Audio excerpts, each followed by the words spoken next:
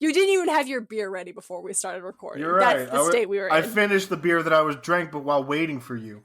Okay, I was rock climbing. Excuse me. We should have recorded yesterday. You went to church instead.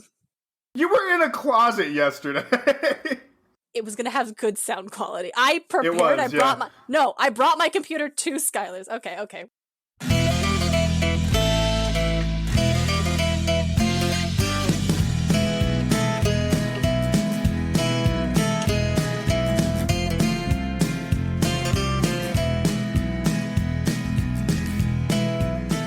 Hello, mortals, monsters, and myth lovers alike. You're listening to Podcast of Poseidon, where we explore ancient myths and their modern retellings by reading Rick Riordan's Percy Jackson and the Olympians.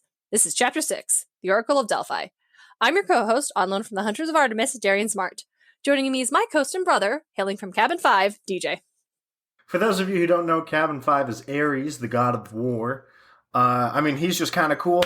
I like him as a dad. He's blessed me with many of things, mainly anger. That's not true. I'm kind of vibing. No, but you're a honey badger. I truly am a honey badger. But, okay, fine. He's blessed me with my stature, all right? This is true. You could have been a football player. I'm a big, scary guy. Like, you're a big guy. No one would look at you and think you were scary. Yeah. If I didn't like pain, I probably would have been a football player. I just didn't like feeling hurt. Like okay, pain. so... Did I phrase that wrong? Yeah! Oh yeah, I did phrase that wrong, huh? No, I fucking hate pain. This shit hurts. If it hurts, it hurts. I hate that shit. I cannot handle fucking stubbing my toe, let alone getting absolutely fucking ram-blasted by a guy twice my size. We're gonna circle back to this when we get to the actual Ares episode. I feel like this is something we need to explore further. Maybe.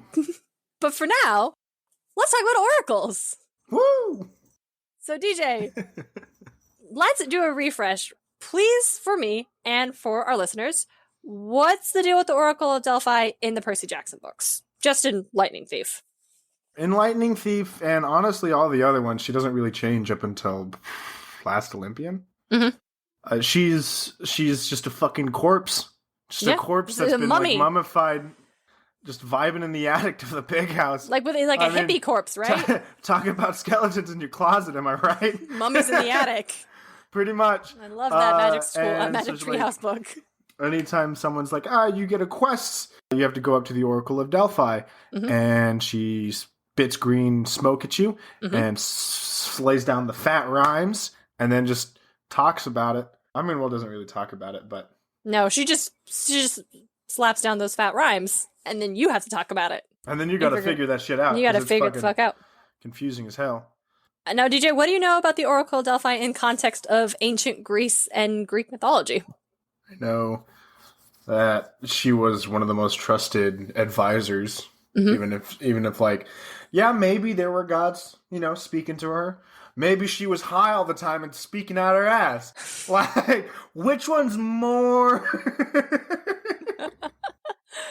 So, yes, these are both true things. Third true thing, she was, this may surprise you, not a hippie mummy, actually. No, she wasn't. Not a hippie mummy. No, the Oracle of Delphi was actually a real person, or more accurately, a bunch of real persons. Yeah, whenever the person's lifeline was running dry, the Oracle of Delphi would just act like Parasite and split and attach to somebody else and just suck the life out of them and go to the next one.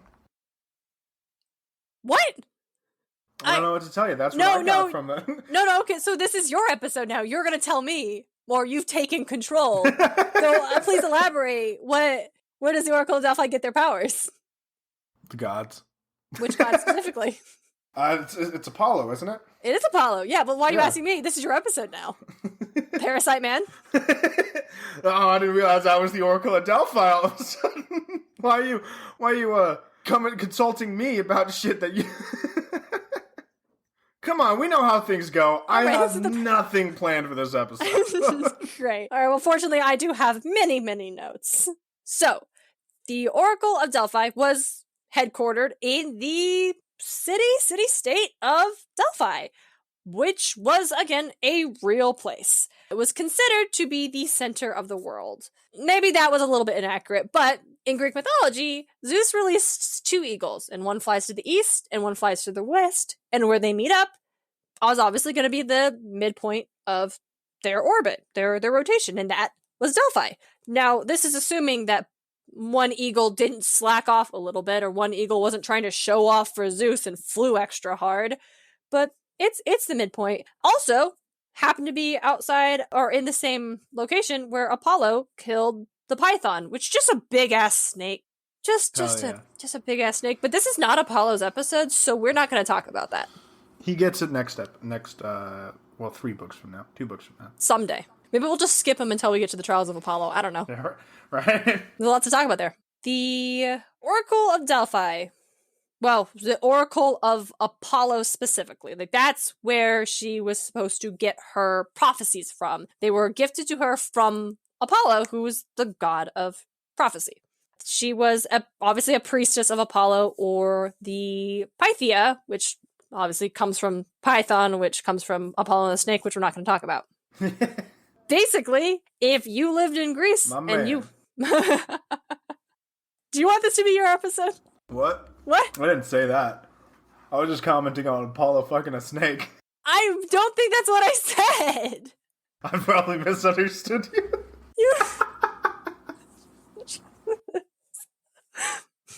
Anyway, continue. Yeah.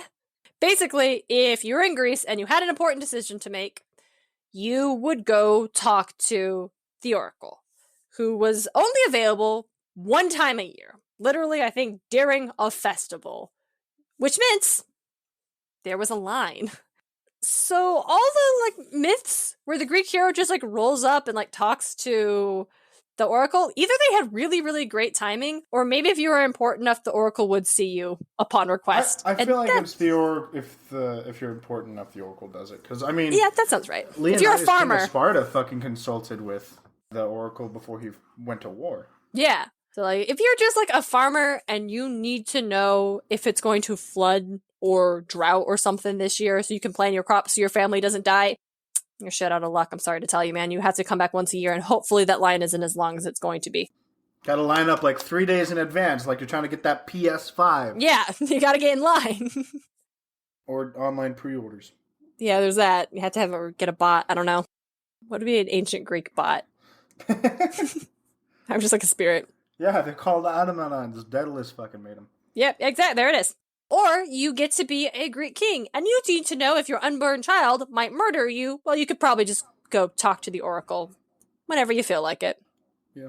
And of course, you're going to have to wait a hot second, even if you do get an appointment with the Oracle, because she has to get in the right mindset for this ritual. You don't just walk up and start spitting out prophecies left and right with, grape juice on your fingers. And I don't mean, grape juice. I mean, you were eating grapes.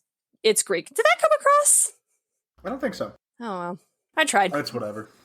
There was a process before I thought she was finger painting with grape juice. Maybe she was. She was already on something. It is the Oracle of Delphi, dude. Delphi. No, Delphi. Delphi. Wikipedia said both, so, Okay, well, my cool friend Skylar... They're interchangeable. My cool friend Skylar, who was in a sorority and did Greek life and had secret handshakes, said it's Delphi. So, we're going to listen to my cool friend Skylar. Now, there is a whole process to getting prophecies from Apollo, and I'm going to reference, I believe this one is from a Medium article on the topic, which I will link in the show notes. Basically, it was a lengthy process, and it could take out a whole day. So the priestess had to perform actions of purification, such as washing in the nearby Castalian spring, burning laurel leaves, and drinking holy water. Next, they were going to sacrifice an animal, usually a goat, but pretty standard stuff. Yo, Luke's last name was Castalian. Hey, there it is. Yeah, that makes sense. Yeah, there we go. And that is because his dad wasn't Apollo, but Apollo's oracle bullshit did kind of fuck up his life. Oh, man, that's 100%. Dark. It's dark. Yeah. It's not spelt the same way, but... They burned a Castalian. Burned his life. I mean, maybe not like physically burn him, but I mean... But it's a metaphor. Okay. Yeah. Then the person who was coming for the prophecy would present their offering, and then they would be allowed into the temple where the priestess did her thing and, had received the prophecy from Apollo, usually after indulging in a drug or potentially some sort of like natural gas-induced state of ecstasy, end quote. Me too. Davis, do you often sounds like a Saturday night? Now, do you often spit out rhyming prophecies after partaking in your? Absolutely not. Absolutely. I just sit there on the couch, and you don't even know if I'm alive or dead. So no one should travel to you to get a prophecy. No, would probably not be great. I'll freak the fuck out if I see someone. I swear.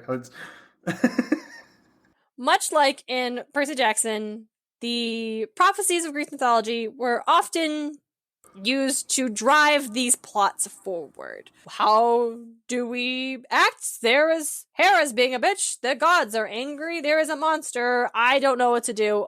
Here's a person who can tell me exactly what I need to do because they know exactly what's going to happen. But unlike the Fates, who are usually pretty straightforward when they say shit, the prophecies from the Oracle do tend to be much like in Percy Jackson. You kind of have to interpret them, and often you don't know what'll happen until they come to pass. Sometimes they're pretty straightforward. Sometimes you get, like your Hercules, and Hera just caused you to go in a state of, mania, and you just murdered your wife and kids, and now you need to know how you can atone for this guilt and this, thing on your soul, and the Oracle tells you, well, just go to your cousin and just do whatever he says for a while. And then you suddenly have 12 labors you got to take care of. Sometimes you're the king of Lydia who wants to go to war against the Persians. So you go to the Oracle's advice, and the Oracle says, if you cross the river, a great empire is going to fall. Now, if you're a king who thinks he's going to step up to Persia, you're probably thinking, I got you. We're going to win this thing. But no, this King Croesus, who was the most famous consultant of the Oracle, decided he was going to do just that. He got this prophecy, major empire falls, he's going to take his army across the river, and he's going to take on Cyrus. And isn't it Xerxes? It's not Xerxes at that time? He's going to take on the Persians. There you go, the Persians. And instead, the Lydian Empire fell. Yes, that's about so right. That's another thing where it's very easy to misinterpret the prophecy. If you think you know exactly what's going on, you probably don't. Another way prophecies are often used in Greek story, in addition to, giving the character thing to do, they're also used to highlight and underline tragedy, and essentially the powerless of man to have any control over his destiny. Sounds about right. And a good example of this is going to be Oedipus, the play by Sophocles. And DJ, you may know this one. I do. Doesn't mean I like it. Doesn't mean nobody likes this one. Here we go. It's top tier Greek tragedy, and it starts with the king of Thebes, whose wife is about to have a baby.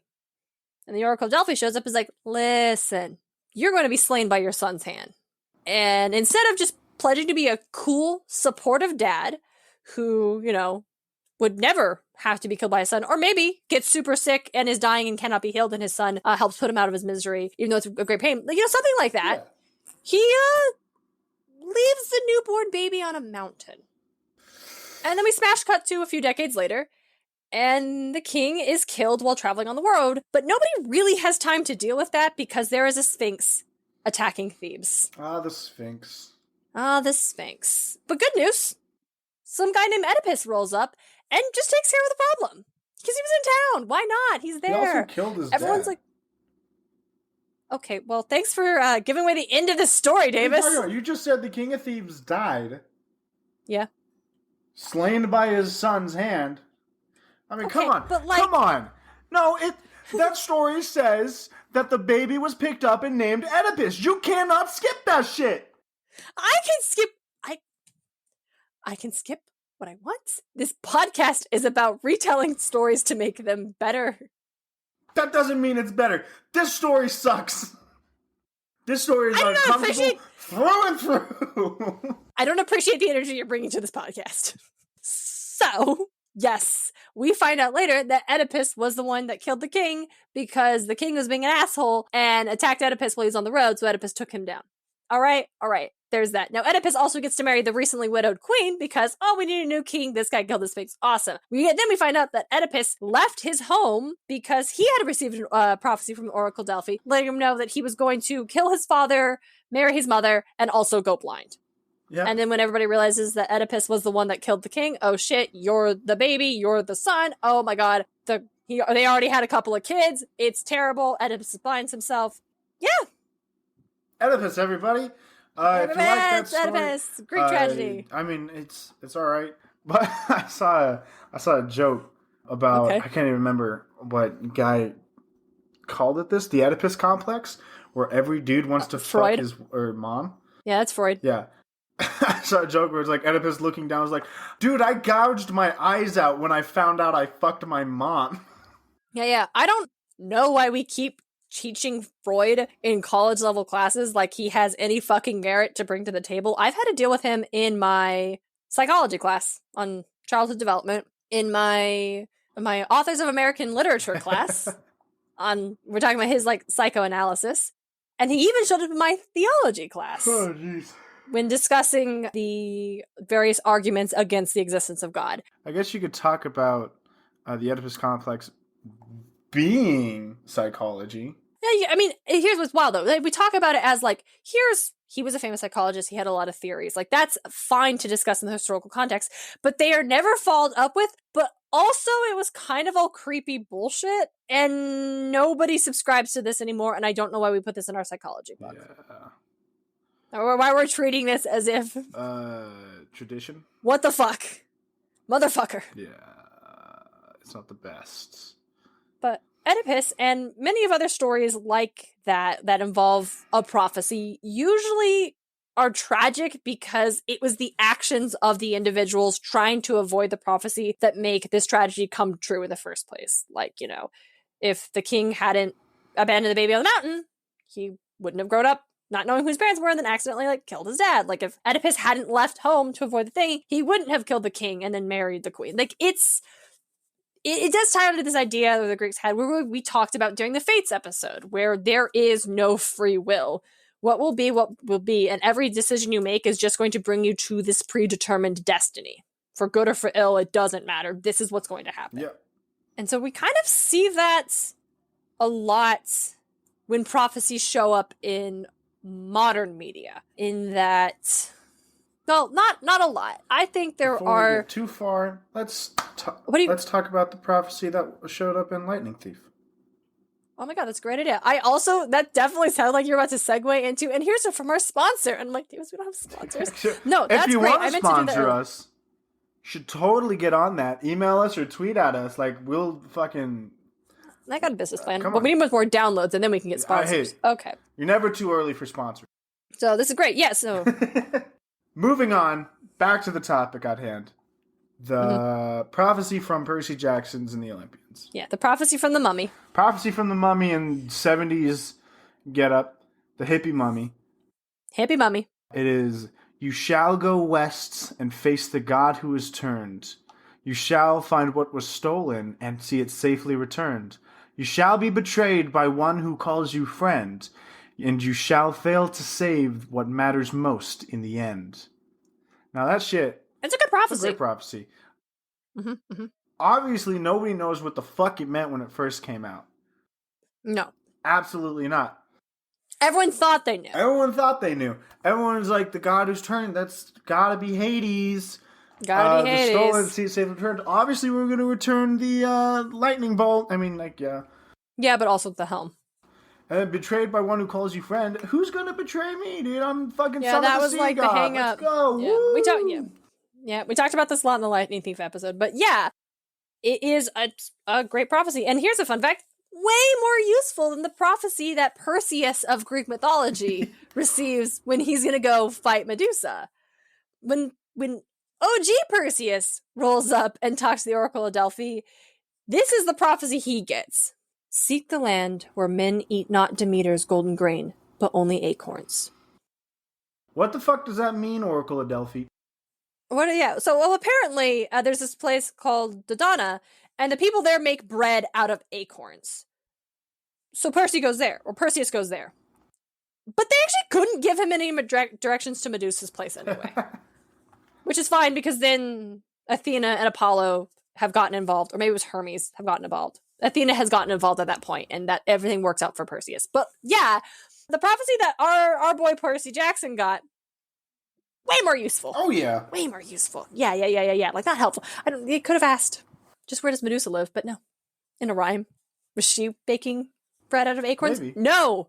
Oracle of Delphi. I don't know what you're smoking today, but it's not strong enough to be useful. What if like most of the stone people that she had are just from that group? Oh, true. We don't know. Could be totally different. You need to go there. Yeah, those are the prophecies. Man, I'm just looking through all the prophecies in the series. Oh, absolutely. All of these fucking prophecies are really useful. Oh, they're actually great. God damn for it. Plot. Like, they're all good. That's what's interesting, anyway. I mean, if you're listening to this because you've never listened to the Percy Jackson series, that's wild, and thank you for joining us. You should read that. Fucking... Oh, the Son of Neptune's one. Fucking... Yeah. I fell into that rabbit hole too when I was doing my research. But yeah, so what's interesting in the Percy Jackson series for this prophecy is that the prophecies are never used really to underline tragedy the same way they were in like Oedipus or like Greek tragic plays. Sometimes it's tragic, right? Sometimes it does predict something tragic happening, but rarely do the heroes ever try to avoid prophecies coming true. The gods kind of maybe tried to do that by promising not to have kids, and then they go and do it anyway. You know, that they fucking did it anyway. They literally fucking did it anyway. Yep. But yeah, so I think that is really interesting that's I don't believe we ever run into, in the series, in any of the Greek series that Rick Riordan has written, no one is trying to avoid destiny or prophecy. Like, Percy knows his destiny when he, like, learns about the big three prophecy, and that does suck. And it actually does cause him to act later differently. When he finds out about, like, Thalia and Nico. Yeah. When he finds out about Thalia, he's like, oh, maybe finally I won't be the one. Maybe it's not me. And when he sees Nico, he's like, fuck, I can't let him be the one. It's gotta be me. Yeah, that it's gotta be me. Like, and I think so. It is used to underline Percy's, like, development, bravery, and his values, really, really, because he could have found some way. Like Thalia was like, I don't want to do this. And to be fair, my girl spent a few years as a pine tree. Oh, yeah. I don't blame her. She's done her time. Like, she does not have to be the child of prophecy. She can go help run the Hunters of Artemis, and that's great. Good for fucking her. Oh, yeah, absolutely. And Nico has already dealt with a bunch of trauma. Nico lost his sister the first time Percy showed up, and Percy felt so fucking bad. Yeah, I guess. Yeah, we're talking about book 3 now. Yeah, it's a lot. So no, Nico also doesn't have to be the one to put up with shit. So Percy decides, he's like, no, it's going to be me. And that's kind of cool. Because you don't usually see, when there is a prophecy, somebody running headfirst towards it. Yeah, Percy is like fucking just a good guy and a good character. Good egg. Like fucking good. Good egg Percy. Good. Mm-hmm. Just good. Anyway, let's get to prophecies and pop culture. So prophecies. So yeah, there are prophecies, and usually when there is like a prophecy, it is...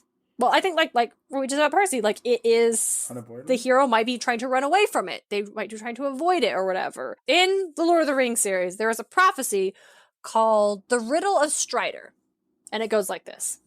All that is gold does not glitter. Not all those who wander are lost. The old that is strong does not wither. Deep roots are not reached by the frost.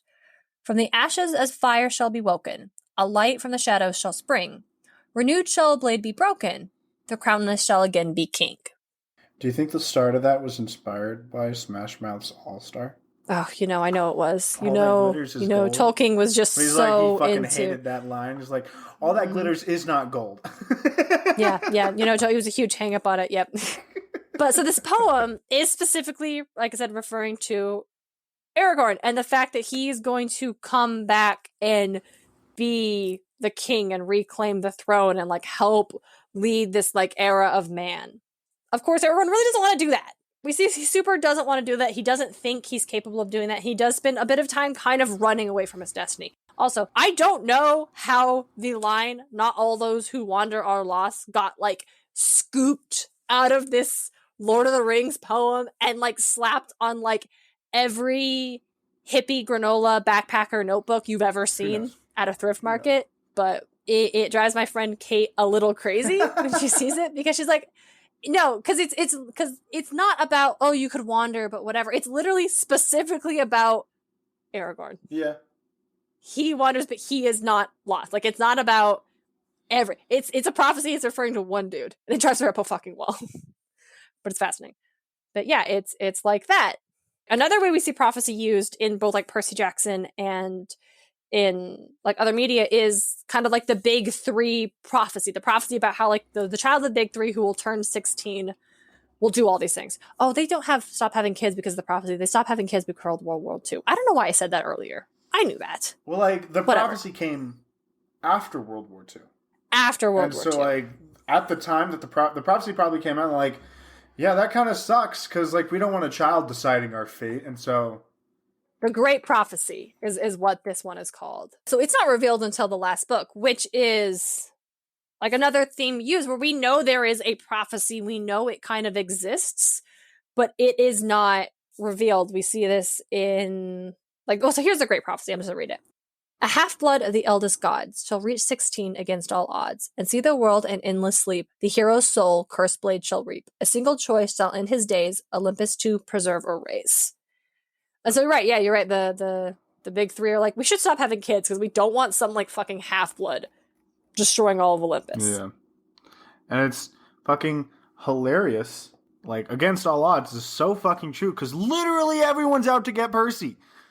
Oh, everybody. It's amazing. It's amazing that he made it to 12. God is out to get Percy, except for Poseidon. Mm-hmm. Poseidon's kind of chill. Mm-hmm. Fucking all the monsters, all the titans, dude. Fucking they're all out to get this little fucking 12-year-old dude. And he fucking makes it. It's crazy. And he spends like a majority of the year outside of camp. Yep. So the fun part about that is, so we know vaguely that the prophecy exists. Like, we kind of get hints of like something bigger going on, that Percy just being the son of Poseidon isn't necessarily what has everybody so freaked out. Like, there's something more. And so we know that's kind of around going forward. We don't actually get that prophecy revealed until the last Olympian, until book 5, really. And we get knowledge of the great prophecy at the end of Lightning Thief. Yeah, we're aware it exists, but we don't actually get it. I think we see a lot of prophecies that are like that in other media. In his Dark Materials by Philip Pullman, there is a prophecy about the main character, Lyra. But she doesn't know what it is, and she's only vaguely aware that it exists. And, like, nobody will tell her or can tell her. But eventually, we, the reader, and eventually it is revealed that the prophecy is basically, like, there's this line that has got everybody freaked out about a girl who is destined to bring about the end of destiny.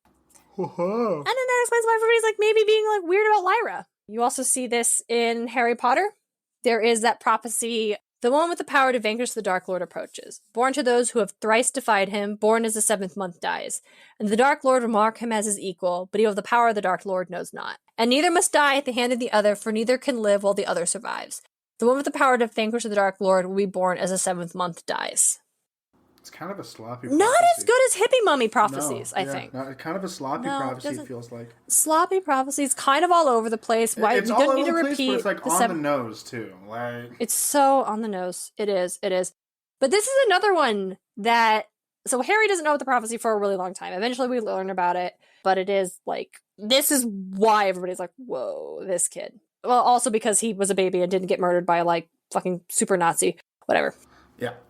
But this is another one where we see that it comes to pass specifically because someone involved in the prophecy tried to keep it from happening. Like, Voldemort decided, yeah, this is about the Potter kid. Okay, I'll just go kill him. It's fine. But then, doesn't work. Doesn't work.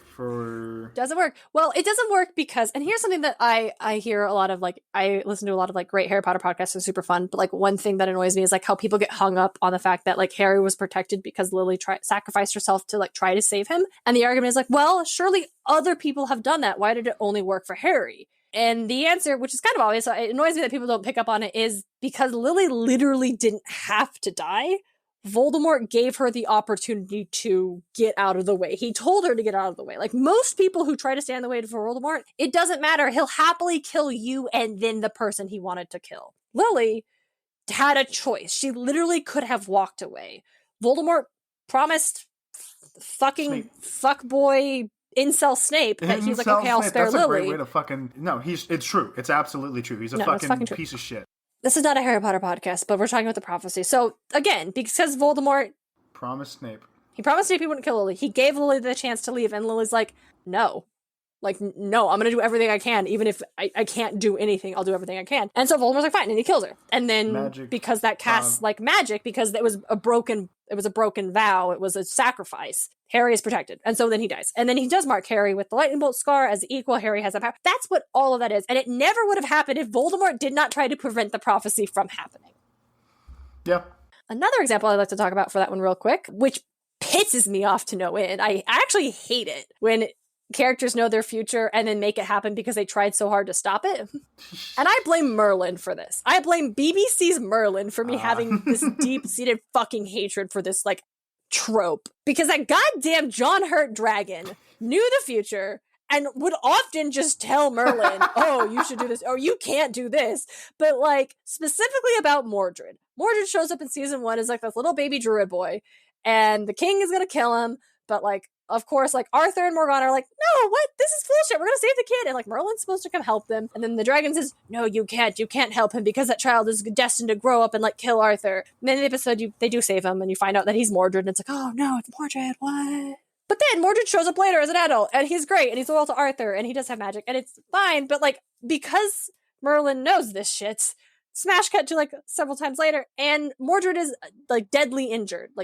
Mortally wounded. He's dying. They take him to some magic women who are we can help him. We'll help you, Arthur, but only if you accept magic back into Camelot. So Arthur goes to Merlin. He's like, I trust you with my life because the show is full of queer baiting, but we never fucking committed. Hey, do you think I should bring magic back to Camelot? What? They want to they'll save Mordred if we do that? But, I don't know, it's a lot. My dad was, super against it, even though he sucked, but I still, think I should, what do you think? Merlin, who all he wants is to bring magic back to Camelot, has, this, heart-wrenching decision, no, if we let them save Mordred, he'll kill you, Arthur. We can't let magic be back. You're right. I never should have doubted you. So then he's like, no. So then the magic women do save Mordred, because that would hurt Arthur ultimately. So there's no magic. There's Mordred. Arthur dies because Mordred eventually does side with Morgana because Arthur's being shitty about magic. Yeah. Sounds about right. Yeah. And it never would have happened if Merlin didn't know the future about Mordred because of course he would have been like, yeah, bitch, let's get magic back. And then you know what? They probably still would have saved Mordred because if there was magic around, Mordred wouldn't have turned on Arthur. It would have been fine. Yeah. So I hate it. I actually hate it so much. Fuck. Talk about your prophecy. I need a moment. So, I need a moment. Davis brought a prophecy. I did. I brought several prophecies, mainly because it's just how this game goes. It's called Kingdoms of Amalur. I wanted to bring it up in the Fates episode because it revolves heavily around fate, and I honestly just super spaced on it at the time. Oh yeah. Oh, you told me about this after the fact. Yes. I'm so glad we can do it now. Fucking cool as shit. I highly recommend it to anyone who can play it. It's about a world. The Kingdoms of Amalur, what is it? That, some people are called fate weavers, and they can read your tapestry of fate and tell you your future, you know? And they can even do it to themselves and find out when they die and shit like that. It's stellar. And when they read your characters, this is really early in the game. One guy comes up and he reads your character. He's like, bro, this never happened before. You don't have a tapestry at all. Your fate is unbound. What the fuck is going on with you? Ooh. And it's cool, because, you also find, well, you don't find out, but, at the very start of the game, you see a cutscene of gnomes, the gnome race, experimenting with the dead and magic to, revive them, and you're the only successful one. And so now you are unbound from your own fate, and you can do whatever the fuck you want in this world. But that's super interesting. There's the phase, right? And their whole lives revolve around fate. Obviously, yeah. But these guys can't die, per se, but they can perish momentarily and come back in 100 years just to restart their story and do it all over again. Ooh. And so it's like, you show up and you start like talking to everyone. It's like, yeah, we're currently going through this book, and like the book is the prophecy, and it's like General Green has to go fight this person, but he knows it's a losing battle because this has been done hundreds of times before, and he's just gonna die. And this person's gonna take over this area, and it's gonna just like go back and forth between all of this magic shit. So your character shows up, and the way the way the Fae tell who people are really is like insignias and rings and necklaces that they wear, right? So you find like Sir Green dying on the fucking ground, and you're like, this is my story now. You grab his ring and you kill the bitch. You fucking flip fate, and everyone's like, holy shit, how'd you do that? And you go around, and then like, if you continue down that story, you keep flipping fucking books left and right, and everyone's like, dude, you gotta stop this shit. Like, we don't know what the hell's going on. And eventually you become king, because the king has a book where he fucking dies and you take his crown. And he's like, that's amazing. No, it's super fucking cool. Like, I highly recommend this game to anyone. They just remastered it a couple months ago. What's it called again? Kingdoms of Amalur. And what's it available on? Let's actually see what the new ones. I played on Steam, so I don't really. Kingdoms of Amalur Reckoning. I know it was available on PS3 and Xbox 360. What is Re-Reckoning available? It looks like it's also available for PlayStation 4 and possibly Xbox One. Okay. Because like if it's on Steam, it's available for the other two. Or if it's on PS4 and it was previously on Xbox 360, it's probably available on Xbox One. And again, I cannot stress enough how much I recommend this game. Sounds fun. Like RPG games, but this game fucking changed the game for me on them. Like, I tried Skyrim again. I still didn't like it, but I tried it again. That's how good it was. It was willing to let you, like, rethink the genre. Fabulous. I love it. Fucking love that game. That game is so cool. I can go off on fucking tangents about that game, dude. That game is incredible. I'm sure we will. I need to replay it because I want to play the sorcerer class. There are 3 different classes in the game of warrior, sorcerer, and, well, I think it's like called wizard, and rogue. And so it's like, I played through with the rogue, and that was fun. Like, you got a little fun, like, fast DPS, but I'm like, I need to play through that game again. What does DPS mean? Damage per second. Thank you. I love that. So on that note, when talking about, like, you're getting the prophecy, like, directly from the fates themselves, I want to talk about the Oracle, because we spend a lot of time talking about the prophecies, but I want to talk about, I guess, her specifically, because she's not traditionally an active player. No. Not in Greek myths. She'll tell the myths. Not really in Percy Jackson, where we find out like her fate of this particular oracle who gave the prophecy about the big 3 in the first place, and like why she's a hippie mummy in the attic.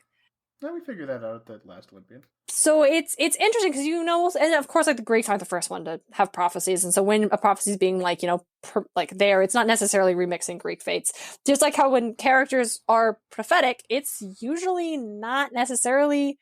They're not like really referencing Greek, the Oracle of Delphi herself, often because the powers from characters with like future vision or foresight or like precogs, that ability usually comes from something within themselves or something they have learned. Well, for example, basically any X-Man who can see in the future and has precog, like that's it. Phoebe from Charmed, she could see future visions. Garnet from Steven Universe I actually talked about if we're gonna like rank characters who could see the future. That would have been a fun activity. Oh yeah. Garnet is my favorite because I love her future vision. I love that like Sapphire originally was like really could only see the one future because she could kind of see it too. Yeah, well she could see it clearly because where she lived, like in the gem society, nobody acted outside of what was expected of them. So for her, there was only one future forever. Yeah. And then Ruby's there, and then she fuses, and suddenly she has the ability, and she can see all the possibilities of what is most likely and least likely. And I love that. I love that Garnet can do that, and I think her future vision is used very well in Steven Universe. But again, she's not. I would not call her really an oracle. No, and it's like as well. Like there's a character in a webtoon that I read called God of Highschool, who's got a very similar thing, but instead of seeing like different timelines, he can see the future. Like he can see what they're about to do, and react to it. And sure, it's probably only like couple of seconds. I think sometimes he can see like fucking way in advance, But that's in like life or death situations. But there are like that sets up for really cool times where Dean sees into the future. And normally, he reacts. He reacts and like fucking counters accordingly. But there are times he'll see in the future like, there's nothing I can do to stop this. Wow, and he gets fucking murked. So Pokemon. I just thought what you were telling me. There are also Pokemon who can see in the future. Yeah, super weird. But and it's interesting because usually when like, future sight is used, it's usually because, we have to change it, right? We have to change whatever's going to happen. Like in Heroes, there are some characters who can see in the future. This one guy who's like a comic book artist can like paint it and stuff. Isaac Mendez, he was really cool. His character should have gone more places. Heroes as a whole should have gone more places. Whatever. I named my cat after Hiro Nakamura. It's fine. Fine. I wish I could travel through time and teleport. So usually when, the future is like there, it's like a plot point. We need to stop this from happening, right? Oh, there's going to be a massive explosion. We got to stop. It has sometimes it happens anyway, but like more often than not, I think in like modern pop culture and modern tellings, it is like finding a way to prevent it from happening or maybe they make it worse, maybe they make it better. But oftentimes, like I said, and this is not true for every single one, but more often than not, when I was like looking up or remembering characters with future vision, like I said, that power comes from themselves or maybe like tarot, crystal balls, they have visions, whatever. It's like an ability that they inherently have. It rarely comes from external sources. Yeah. With one notable exception, and this is clearly not the only exception, but this is the one that I found and also have experience with, and it is the medicine cats and leaders from the Warrior Cat series by Aaron Hunter. Right on. Yeah. See, so the Warrior Cats series, for anybody who doesn't know, is a series of middle grade books about cats. And they have society, and it's great. And I read it. I read all of them. Of middle grade books, so I read when I was in middle school. I read every single one that was out. One of the key features is that some Bears version of that one. They had a Bears version. They had it. Look, it was very impressive. You could do a lot with that, and I respect it. I got to like book 3, and then I stopped reading it because I don't know.